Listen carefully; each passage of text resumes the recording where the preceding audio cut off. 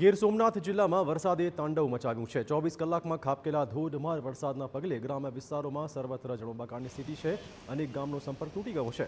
માલણ, રૂપેણ, મછુંદરી અને શાહી નદીમાં પૂર આવતા ખત્રીવાડા, માણેકપુર, નગડિયા, ભાયા, ભાચા અને સુલતાનપુર જેવા ગામો બેટમાં ફેરવાઈ ગયા છે।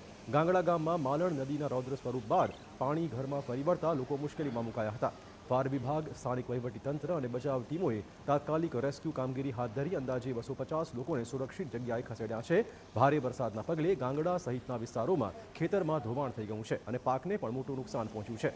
ઉના ભાવનગર હાઈવે તેમજ સોમનાથ ભાવનગર 4 ટ્રેક રોડના કેટલાક ભાગોમાં ધોવાણ થતાં વાહન વ્યવહાર ધીમો પડી ગયો। ઉનાના નાઠીજ ગામમાં ધમધોકાર વરસાદના પગલે નારિયેળીના બગીચામાં પાણી ફરી વળ્યા છે। હાલ પણ અનેક વિસ્તારોમાં પાણી ભરાયેલા હોવાથી લોકોમાં ચિંતાનો માહોલ જોવા મળી રહ્યો છે। તંત્ર દ્વારા સતત સ્થિતિ પર વિશેષ વોચ રખાઈ રહી છે અને લોકોને નદી નાળાઓથી દૂર રહેવા તંત્રએ અપીલ કરી છે।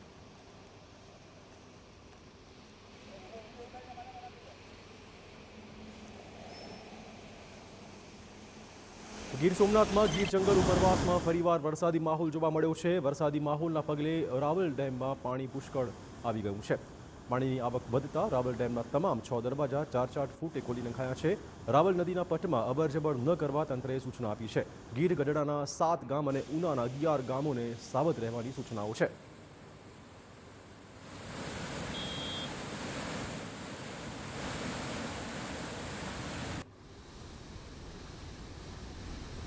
ગીર સોમનાથના ઉનાના ગાંગડા ગામે માલણ નદીમાં ઘોડાપૂરની સ્થિતિ છે। ગાંગડા ગામે ઘરમાં નદીના પાણી ફરી વળ્યા છે। બપોર બાદ ફરી નદીમાં ઘોડાપૂર આવ્યું હતું।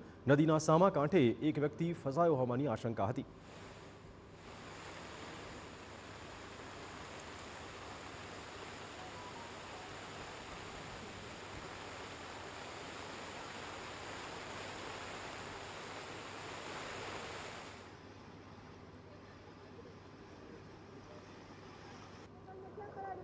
ગીર સોમનાથમાં ઉનાના સૈયદ રાજપરા ગામમાં વરસાદે સર્જી છે તારાજી।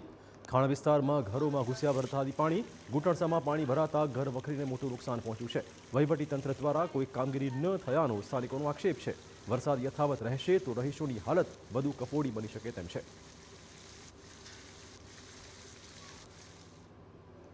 અત્યારે કોઈ લોકો હેરાવા નથી આવ્યા। હવે પછી આના પછી વરસાદ રહે તો ખાલી જોવા આવશે, પછી કોઈ લોકો આવતા નથી। અત્યારે કેવા પાણી ભરાણા મકાનમાં? અત્યારે તો બિચારા જો તમે જોઈ શકો છો પાણી દુનિયા કડકડામાં પાણી છે, તો એ લોકોને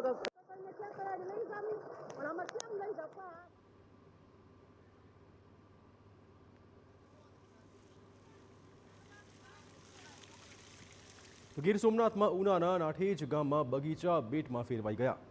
ધમધોકાર વરસાદના કારણે નારિયેળીના બગીચામાં ફરી વળ્યા છે વરસાદી પાણી। ગઈકાલથી અત્યાર સુધીમાં ઉનાના ગ્રામ્ય વિસ્તારોમાં લગભગ 15 ઇંચ વરસાદ પડ્યો છે। અનરાધાર વરસાદના પગલે નાઠીજ ગામના ખેડૂતોની ચિંતા વધી ગઈ છે। હજુ પણ મેઘવર્ષા યથાવત રહેતા જનજીવન ખાસું પ્રભાવિત થવાનું છે।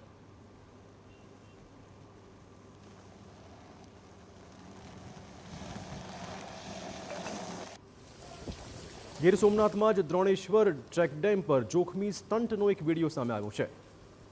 અહીંયા દ્રોણ ગામે બની હતી આ ઘટના। યુવકો ડેમની પાળી પર જોખમી સ્ટંટ કરતા જોવા મળી રહ્યા છે। યુવકોના જોખમી સ્ટંટનો વિડીયો હાલમાં થઈ રહ્યો છે વાયરલ।